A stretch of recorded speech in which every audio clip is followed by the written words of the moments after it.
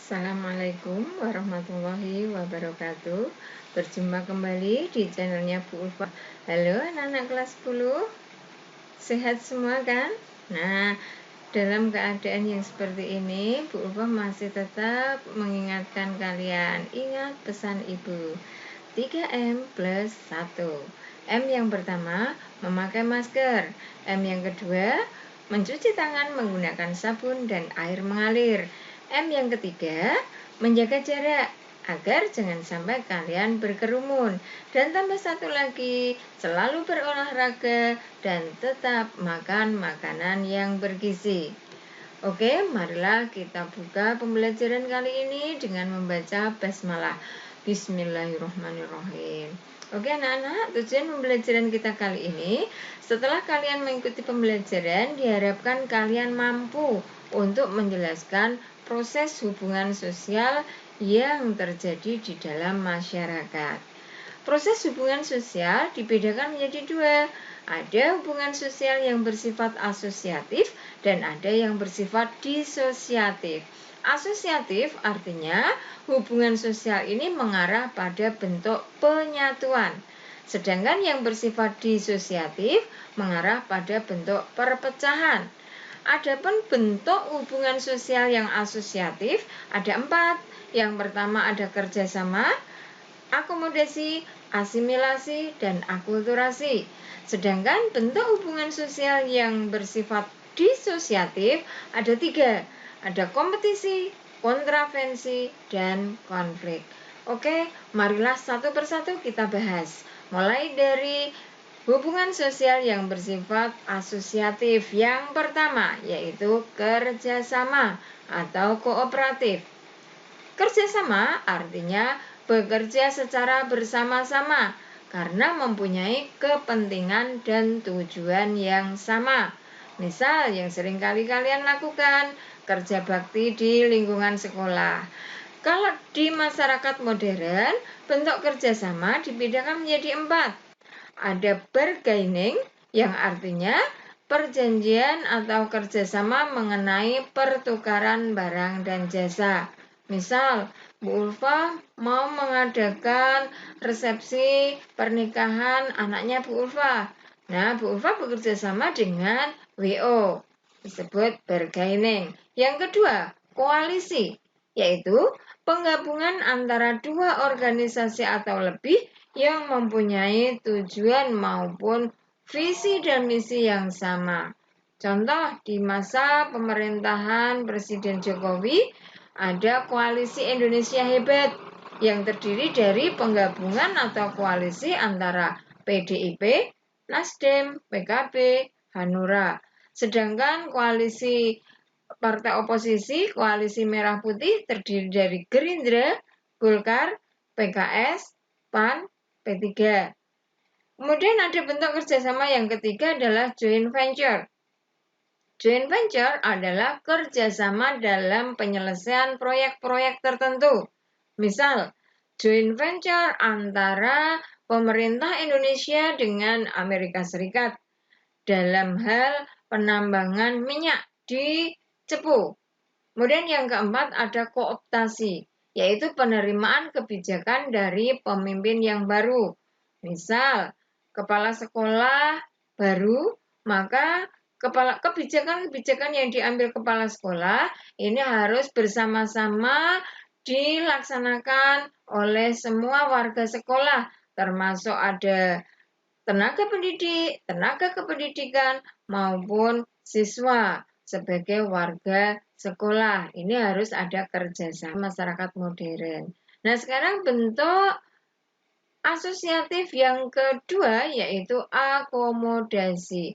Akomodasi artinya usaha-usaha untuk meredakan pertentangan atau konflik agar tercipta suatu stabilitas.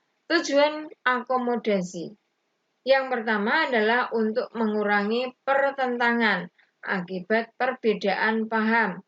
Yang kedua, mencegah terjadinya pertentangan untuk sementara waktu. Yang ketiga, mewujudkan terjadinya kerjasama antara kelompok-kelompok yang bertikai. Dengan yang keempat, memungkinkan terjadinya asimilasi. Bentuk-bentuk akomodasi antara lain yang pertama ada koersi. Koersi artinya penyelesaian konflik secara paksaan ataupun bahkan dengan kekerasan. Koersi ini digunakan apabila kedua belah pihak yang berkonflik, satu pihak kuat dan pihak yang lain dalam keadaan lemah, sehingga pihak yang lemah terpaksa menerima keputusan dari pihak yang kuat. Contoh, penjajahan, perbudakan, rentenir. Dan yang kedua ada kompromi. Kompromi artinya pihak-pihak yang berselisih, ini kedua belah pihak saling mengurangi tuntutannya. Contoh, kompromi antar partai politik dalam pembagian kekuasaan disesuaikan dengan suara yang diperoleh. Arbitrasi dan mediasi. Dua bentuk ini hampir sama, yaitu sama-sama membutuhkan pihak ketiga dalam penyelesaian konflik. Namun perbedaan yang pertama, pihak ketiga dalam arbitrasi ini adalah bertindak sebagai penengah atau pembuat keputusan. Sedangkan dalam mediasi, pihak ketiga adalah sebagai penasihat. Perbedaan yang kedua, keputusan pihak ketiga sifatnya mengikat. Artinya wajib ditaati oleh kedua belah pihak. Sedangkan kalau mediasi, keputusan pihak ketiga tidak mengikat karena hanya berupa nasihat. Perbedaan yang ketiga, dalam arbitrasi, pihak ketiga adalah lembaga atau orang yang mempunyai wewenang atau kekuasaan. Sedangkan dalam mediasi, pihak ketiga adalah tokoh masyarakat.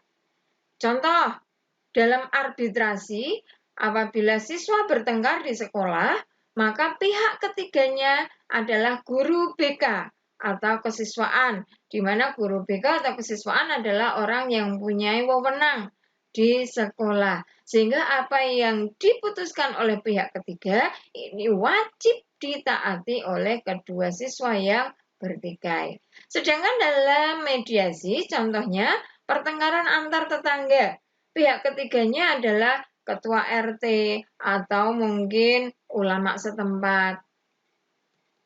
Yang berikutnya ada toleransi. Toleransi adalah penyelesaian konflik secara kekeluargaan atau non-formal. Contoh, orang akan memperlambat laju sepeda motor ketika sedang melewati orang yang sedang sholat di masjid. Kemudian konversi, yaitu penyelesaian konflik di mana salah satu pihak rela mengalah dan menerima pendirian pihak lain.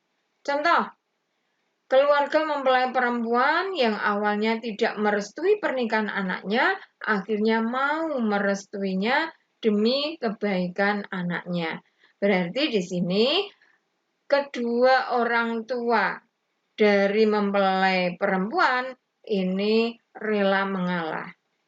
Kemudian yang berikutnya ada konsiliasi, yaitu penyelesaian konflik dengan mempertemukan pihak-pihak yang bertikai agar memperoleh kesepakatan bersama. Contoh, dalam DPR, para fraksi di DPR duduk bersama menyelesaikan perbedaan untuk mencapai suatu kesepakatan sehingga dapat menyelesaikan masalah.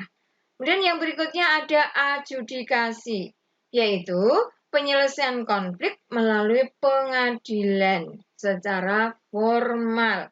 Baik itu pengadilan agama, pengadilan negeri, pengadilan tinggi, maupun pengadilan tipikor. Yang berikutnya ada stalemate, yaitu upaya mengurangi ketegangan dari pihak yang berkonflik dengan cara menghentikan konflik untuk sementara. Karena kedua belah pihak memiliki kekuatan yang seimbang. Contoh, dulu pernah terjadi konflik antara negara Amerika Serikat dengan Uni Soviet. Kedua belah pihak ini termasuk negara adidaya.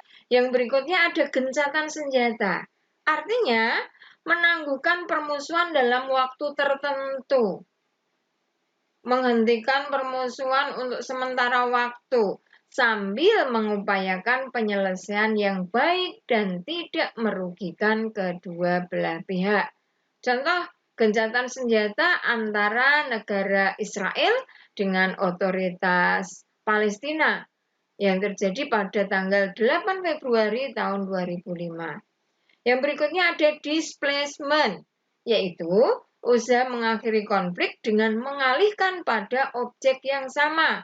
Misal, dua kelompok yang sedang berkonflik menghentikan konflik karena tetangga wilayah daerahnya itu mengalami musibah, misalnya ada tanah longsor, sehingga kedua belah pihak yang berkonflik akhirnya rukun dan kemudian mereka sama-sama membantu masyarakat yang terkena musibah tanah longsor. Kemudian yang berikutnya ada segregasi, yaitu upaya saling menghindar dan saling memisahkan diri dari pihak-pihak yang bertikai agar dapat mengurangi ketegangan. Misal, antara dua kelompok yang sedang bertikai, kelompok A dengan kelompok B. Misalnya kelompok A sedang berada di kantin atau di warung makan, kemudian kelompok B mau jajan di kantin tersebut. Karena di situ ada A, maka akhirnya si B nggak jadi. Nanti saja kalau si A sudah pulang. Sehingga mereka tidak bertemu. Karena kalau mereka bertemu, mesti akan terjadi konflik. Contoh asosiatif yang ketiga adalah asimilasi. Artinya, proses sosial yang timbul jika ada kelompok masyarakat dengan latar belakang kebudayaan yang berbeda, saling bergaul secara interaktif dalam waktu yang lama, sehingga lambat laun mereka melebur, mereka saling menerima pengaruh kebudayaan yang satu dengan yang lain. Namun, kebudayaan asli dari masing-masing masyarakat ini akan berubah sifat serta wujudnya dan akan membentuk kebudayaan baru. Contoh, musik dangdut ini adalah peleburan dari kebudayaan Melayu dengan kebudayaan India. Yang berikutnya ada akulturasi. Hampir sama dengan asimilasi. Namun, kalau akulturasi, sifat khas dari masing-masing kebudayaan ini tidak hilang. Jadi, tanpa menghilangkan kepribadian dari kebudayaan asli masing-masing masyarakat. Contoh, Masjid Menara Kudus. Nah, di sini masih terlihat baik itu kebudayaan Islam maupun Hindu itu masih terlihat. Itu disebut dengan akulturasi. Hubungan sosial yang bersifat disosiatif. Ada 3. Yang pertama adalah kompetisi atau persaingan. Kompetisi ini dibedakan menjadi 2. Ada kompetisi yang sehat dan ada kompetisi yang tidak sehat. Kompetisi yang sehat adalah ada aturan mainnya dan mereka sesuai dengan aturan main yang sudah disepakati dan masih berpikir secara rasional. Sedangkan kalau kompetisi yang tidak sehat, ini sudah menghalalkan segala cara untuk mencapai suatu tujuan tanpa mengindahkan aturan main. Kemudian yang berikutnya, kalau kompetisi yang tidak sehat, ini bisa mengarah untuk terjadinya kontravensi. Karena kontravensi adalah bentuk antara persaingan dan konflik, ditandai dengan rasa tidak suka atau benci yang disembunyikan. Bisa berupa menyebarkan isu, gosip, desas-desus, menghasut, memfitnah, sehingga kalau orang yang dihasut atau orang yang difitnah ini tahu siapa yang memfitnah, bisa saja kemudian terjadi konflik. Artinya pertentangan antara 2 individu atau 2 kelompok, di mana mereka bertindak secara emosional, tidak menggunakan aturan main. Contoh, konflik yang terjadi antara GAM dengan negara Indonesia. Dan masih banyak contoh-contoh konflik yang lain. Oke anak-anakku semua, semoga bermanfaat dan terima kasih. Marilah kita tutup dengan membaca hamdalah. Alhamdulillahirabbil alamin. Wassalamualaikum warahmatullahi wabarakatuh.